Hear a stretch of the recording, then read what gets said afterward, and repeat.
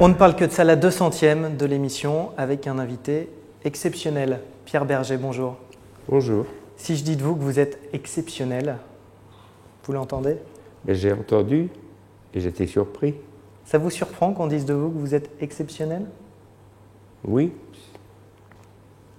Oui, un peu. Vous vous qualifierez comment? Ah, j'évite de me qualifier.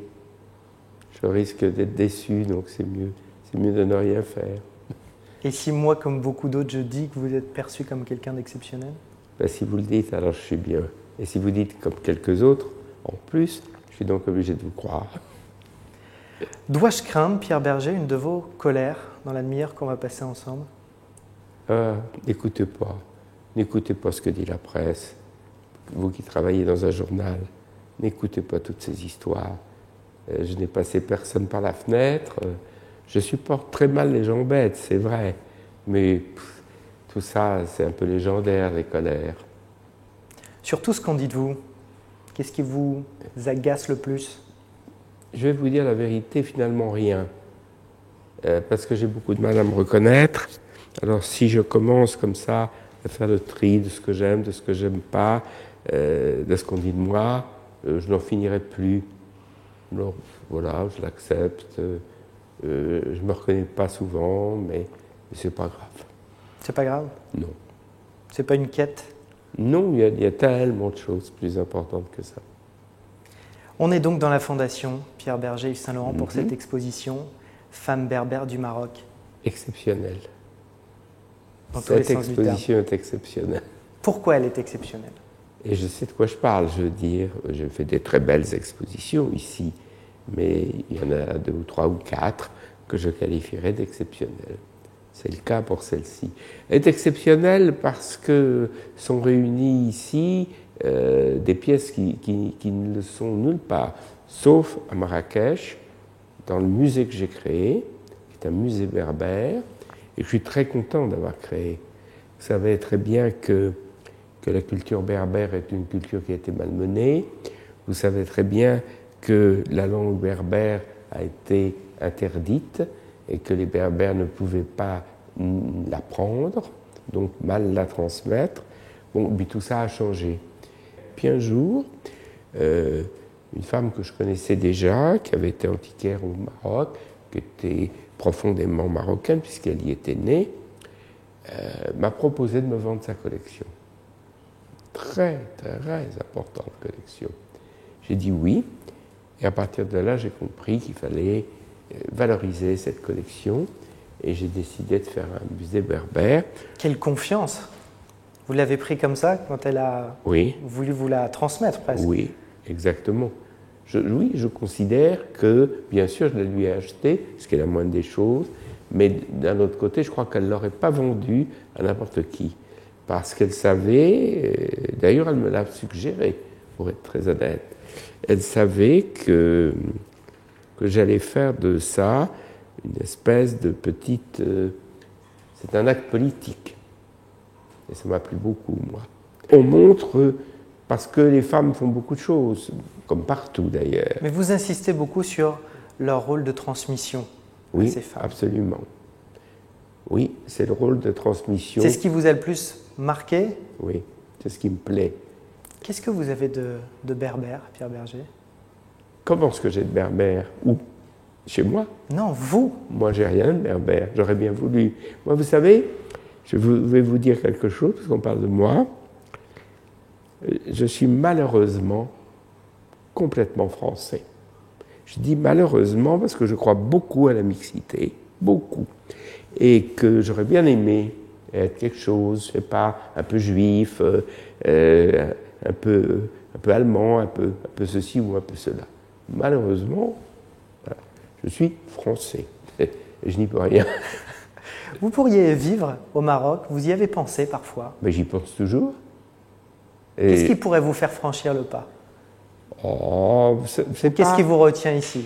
C'est ça le sujet, bien sûr. Aller au Maroc, c'est facile. Ben, cette fondation, puis beaucoup d'autres choses, vous savez. Par exemple, le sida. Par exemple, j'ai créé l'Institut de la mode.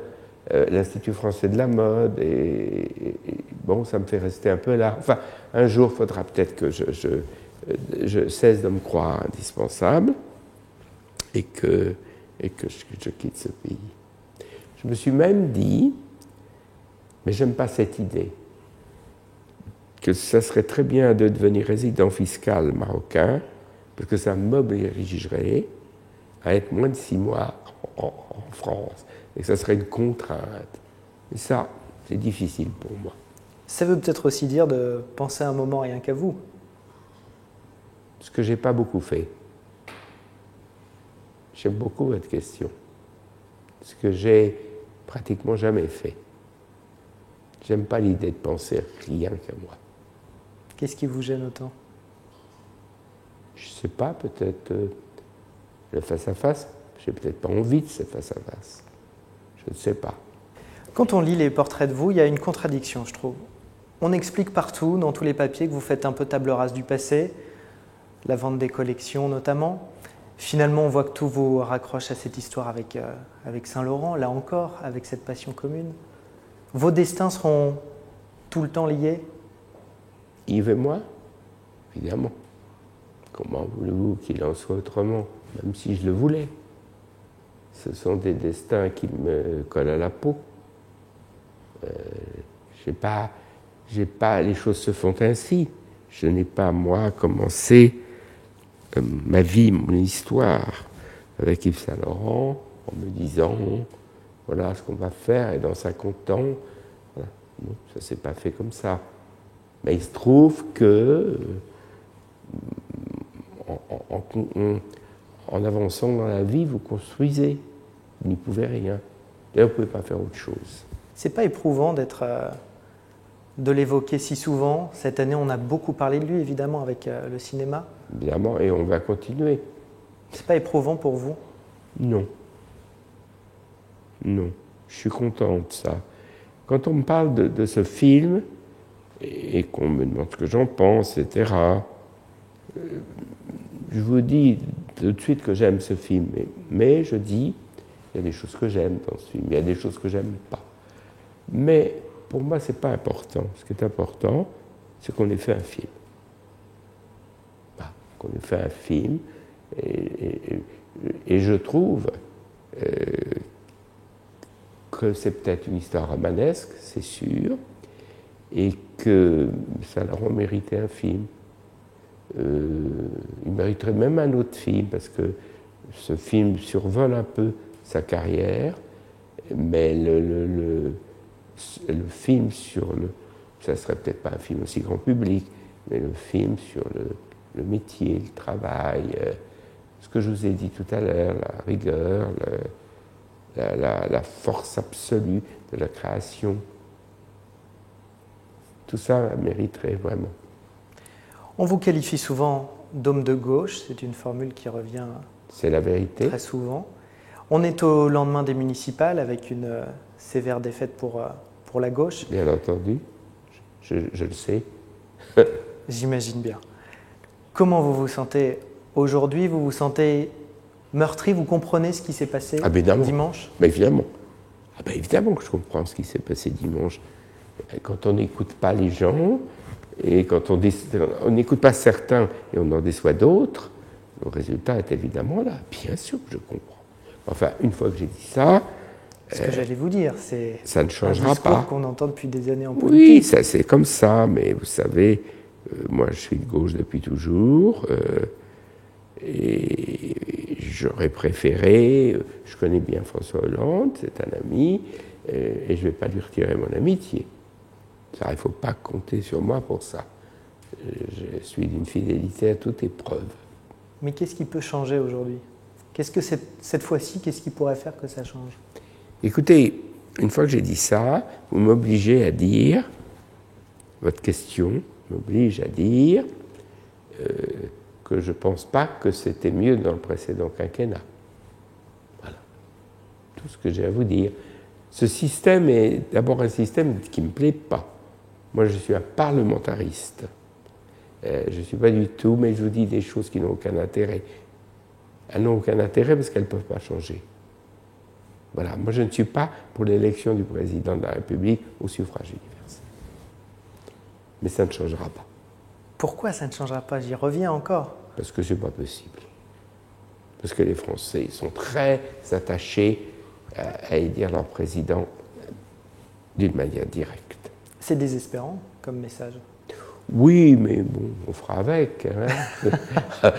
Oui, mais on fera avec. Je pensais vous entendre plus combatif sur le sujet. Mais je veux bien être combatif, mais pas sur ce sujet-là, puisque ce sujet-là, je vous ai dit, les Français ne changeront jamais. J'espère, au moment où nous sommes, que, comme vous dites, au lendemain de cette défaite de la gauche, j'espère que le président de la République va réagir, nommer un Premier ministre et un gouvernement ramassé, et qu'on va faire des choses. Vous pensez toujours, comme vous l'avez dit en février dernier, que François Hollande sera réélu? Bien sûr. Bah, bien sûr. Vous verrez, je fais le pari. Ça, c'est... Même votre journal le dit ce matin. Vous comprenez du coup tous ces jeunes qui décident de quitter la France aujourd'hui? Je le regrette, mais je comprends. Mais ça, c'est triste. J'aime pas beaucoup les moins jeunes qui quittent la France pour protéger leur fric. Ça me plaît pas beaucoup. Enfin, je ne juge pas, je leur jette pas l'anathème. Mais pour autant, je trouve pas ça très reluisant. Mais les jeunes qui quittent la France, ça, je trouve ça très triste. Et parce qu'on leur donne ailleurs des conditions de travail. C'est vrai. Plus d'espoir aussi, sur ce qu'on se disait tout à l'heure? Plus d'espoir, davantage d'espoir. Probablement, davantage d'espoir. La politique, vous n'êtes jamais très loin des choses politiques, pourtant vous expliquez que vous n'avez jamais franchi le pas, parce qu'au final vous dites qu'on est tout le temps trahi, dans les affaires aussi, non? Oui, mais ça, c'est évident. C'est moins décevant? C'est moins décevant. Il y a pas... C'est pas grave, ça. Vous n'aimez pas qu'on dise les affaires? J'aime pas qu'on dise des affaires, c'est pas tout à fait ça. Je veux bien qu'on dise des affaires. Mais qu'est-ce que ça veut dire, des affaires? Vous faites quoi, vous, par exemple? Ben, j'ai fait des affaires. Et aujourd'hui? Ah ben ça, je fais plus d'affaires. Mais moi, je fais des affaires le plus vite possible. Je veux dire, le plus rapidement possible. Parce que si... Et bien. Parce que d'abord, il faut les faire le plus rapidement possible, parce que c'est ennuyeux de faire des affaires. Et si vous ne les faites pas vite, c'est encore plus ennuyeux de les faire lentement. Un mot sur vos combats aujourd'hui, Pierre Berger. Vous avez évoqué le SIDAction, oui. 20 ans. On sent les médias beaucoup moins mobilisés qu'avant. 20 ans le SIDAction. 20 ans le SIDAction. Et moi, 30 Votre ans. engagement, évidemment, depuis 30 va ans, au-delà. comme Lynn Renaud, à peu près. 30 ans, tous les deux. Il y a vu votre coup de gueule au sujet du Téléthon. On sent que les médias jouent moins le jeu. Autour du SIDAction, il n'y a plus de grandes soirées spéciales sur plusieurs chaînes. Ah ben ça, non. Mais, oui, mais c'est triste, mais moi, je fais toujours l'effort d'essayer de comprendre l'autre. Ce que je reproche d'ailleurs à la plupart des gens, c'est de ne pas comprendre l'autre. Et c'est comme ça que ça coince. Moi, j'essaye de comprendre l'autre, et bien sûr qu'ils sont démobilisés. Mais ils sont démobilisés parce que, vous le savez très bien, on leur a dit que le journal Le Monde a commencé au moment de, comment elle s'appelait, la première molécule, la ZT, au moment de la ZT, a titré « Le sida, bientôt une maladie comme les autres ». Aberration très grave d'avoir dit ça. Car quoi qu'il arrive, le sida n'est pas une maladie comme les autres, car on en meurt. Toujours.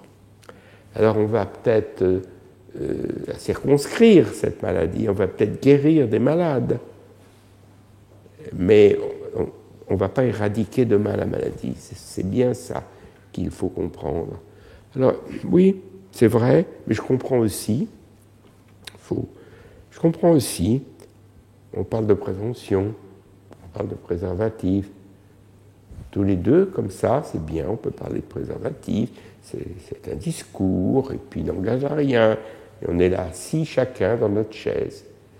Mais quand vous avez deux adolescents qui ont 16 ans ou 15 ans et qui vont faire l'amour pour la première fois, très difficile pour l'un, pour l'autre et pour les deux de parler de préservatif. Car l'amour, c'est quand même un petit miracle qui ne dure pas forcément, mais c'est un petit miracle. Et si ce petit miracle, on commence à le perturber en soupçonnant l'autre de trahison, c'est parce que ça veut dire ça. Ça devient difficile. Donc il faut comprendre tout ça. Il faut comprendre, c'est pour ça que c'est difficile. Mais quand vous faites passer ce message, quand vous expliquez ça, notamment aux grands médias, qui ne jouent plus le jeu, qui jouent moins le jeu, ils continuent à jouer moins le jeu, qu'est-ce que vous voulez qu'ils fassent? Oui. Vous savez que pendant cet entretien que nous venons d'avoir, vous savez qu'il y a quelques milliers de gens qui sont morts. Voilà, juste pendant ce temps-là. Pierre Berger, votre nom aussi est beaucoup cité dans le monde de la presse.